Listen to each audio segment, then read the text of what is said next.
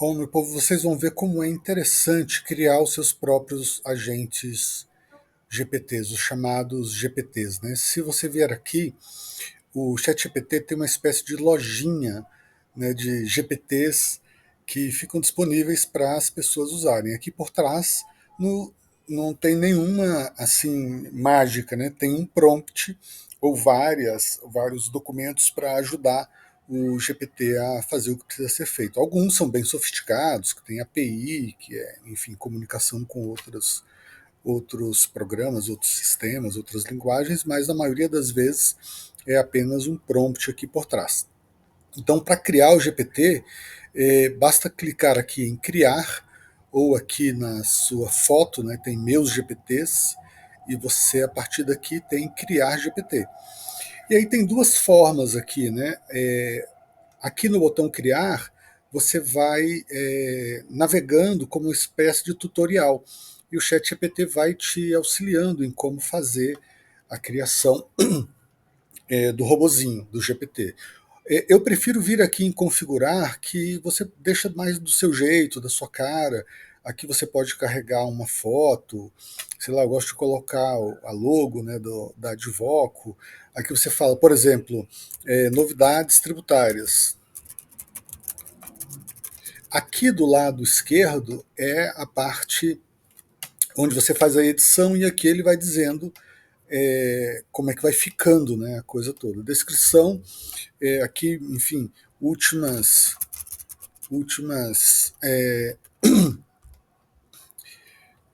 vamos lá, últimas novidades do mundo tributário.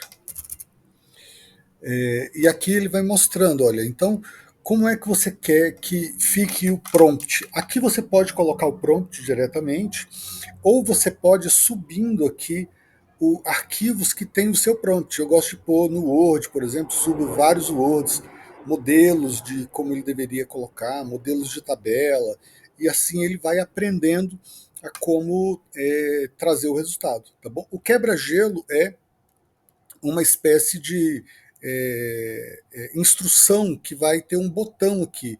Então, por exemplo, cite as últimas novidades sobre o direito tributário neste ano, por exemplo. Então ele vai colocando um botão aqui. Eu posso colocar quantos quebra-gelos eu achar necessário. Eu já tinha colocado um prompt aqui, então eu trago atue como especialista em direito tributário brasileiro, lá, liste e descreva, ao invés de 5, as últimas teses tributárias mais impactantes, para cada tese forneça. Então eu trago o prompt aqui.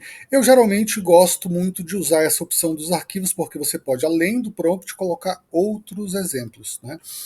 E daqui você pode ir testando. Antes de salvar e criar o GPT, você pode ir testando para você ver como é que ele fica. Então, em 2024, ó lá, exclusão do CMS da base de cálculo de PIS e COFINS, o STF. Então, ele está trazendo as últimas. Reforma tributária, que é a PEC 45 e a 110.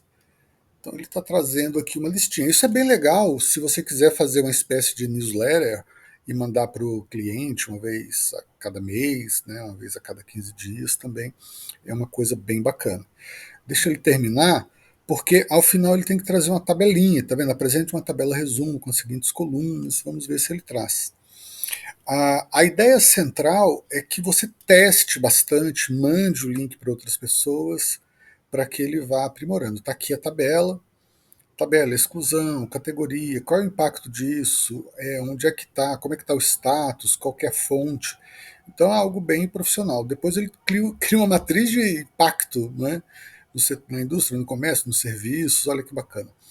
E aí eu gostei do resultado. Venho aqui em criar, e ele faz mais uma pergunta.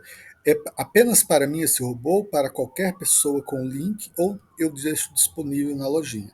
Se você quiser mandar para o cliente ou, né, mandar para a equipe, basta clicar aqui, qualquer pessoa com link, e eu salvo. Uma vez que eu salvo, ele vai pedir para eu ver o resultado do GPT. Está aqui, ó. Ele já tem aqui o link, né? Eu posso copiar e aqui o GPT publicado, o link copiado, e eu posso mandar para qualquer pessoa, por WhatsApp, e-mail. Ou eu quero ver o GPT, e tem uma coisa interessante, para todos os GPTs, tá? Quando você passa o mouse, ele fala, olha, o construtor desse GPT não pode ver suas conversas. E aqui já tem o GPT pronto, e eu posso ir fazendo a análise dele, tá vendo? Ele traz exatamente as mesmas coisas que ele trouxe lá do outro lado. Tá bom? Então eu acho isso muito interessante. Aí tem um plus, como dizem, né, o pessoal aqui, um plus a mais, que é, depois que eu acabo isso, eu não vou mandar assim para o meu cliente, eu não vou ficar apenas com essa informação crua do jeito que está. Eu posso criar a partir daqui um artigo ou uma apresentação para deixar a coisa ainda mais interessante, tanto para compartilhar dentro de casa mesmo, no escritório, ou mesmo para mandar para algum cliente. Eu acho que é sempre interessante a gente explorar essas opções que tem no ChatGPT. Então vamos supor que eu queira criar um artigo a partir disso. Eu espero ele acabar aqui, acho que são 5 pontos que ele vai trazer, fora a tabela. E aí eu venho aqui na lojinha de GPTs e pego um GPT que ele é especializado para criar artigos. Ele foi treinado para isso, ele tem algumas dezenas ali de milhares, né, de interações, ou seja, ele já foi tão treinado que ele tem milhões de conversas já. Então eu posso pegar esse resultado aqui, por exemplo, copiar todo ele, vir aqui na loja de GPTs, vir aqui em escrita, e tem aqui esse que eu gosto muito, que é o Write for Me. Clico aqui, olha, tem 5 milhões de conversas registradas já. Ele tem alguns quebra-gelos aqui, né? Apesar de estar em inglês, eu quero que ele escreva em português. Então basta eu copiar aquele conteúdo aqui e ele já vai criar o artigo para mim. Né? O que eu gosto sempre de fazer é assim, bom, eu não vou copiar e colar um artigo aqui sem dar uma instrução extra, que eu já disponibilizei isso para alguns alunos, mas eu gosto muito, que é as instruções de SEO, apesar de que ele já faz, né, dentro desse modelo, mas é muito legal se você reforçar isso. Eu digo assim, olha, 3 tracinhos assim, para ele saber que eu estou mudando de assunto, siga as boas práticas de SEO do Google conforme abaixo. Então eu já tenho aqui quais são as métricas de SEO, né? Cadê? Opa, peraí, que eu vou copiar de novo, que deu errado aqui. Agora sim. Então ele já sabe que ele tem que fazer distribuição da palavra-chave, densidade da palavra-chave, essas coisas todas. Quando eu mando ele rodar, ele já vai obedecer essas regras de SEO, ou seja, é um reforço, né? Então ele vem aqui e cria o artigo. Ou seja, aquele conteúdo que estava duro, né, aqui de novidades, agora ele está num formato mais, vamos dizer assim, interessante para ser lido, tanto pelos advogados da equipe, enfim, quanto por cliente. Você pode, inclusive, publicar isso no site, o que eu acho que é uma ferramenta interessantíssima e agora não tem mais desculpa, né, para o advogado não ter uma presença digital forte e também de altíssima qualidade. Primeiro, porque o português é impecável, e segundo, porque ele já vem nessa estrutura de leitura rápida e tudo mais. Muita gente fala o seguinte: ah, mas esse arquivo aqui, perdão, esse texto vai ser detectável, né, por inteligência artificial, se alguém colocar esse texto. É possível que sim. esse Write for Me ele já tem vamos dizer assim, uma proteção para isso, né? Mas se você quiser deixar ele ainda mais humanizado, você pode copiar novamente e você vai aqui na lojinha do GPT, vem aqui em escrita e você coloca ele para humanizar. E aí sim ele fica indetectável. Ele tem 2 milhões de conversas. Eu posso vir aqui iniciar o chat, pegar aquele texto. Eu não preciso dizer nada, basta eu colar o texto aqui. E às vezes ele pede para colocar aqui algum tipo de confirmação. Deixa eu ver se vai ser o caso. Iniciando ação. Então ele vai transformar esse texto ainda mais humanizado, que vai ficar extremamente indetectável para as ferramentas de inteligência artificial.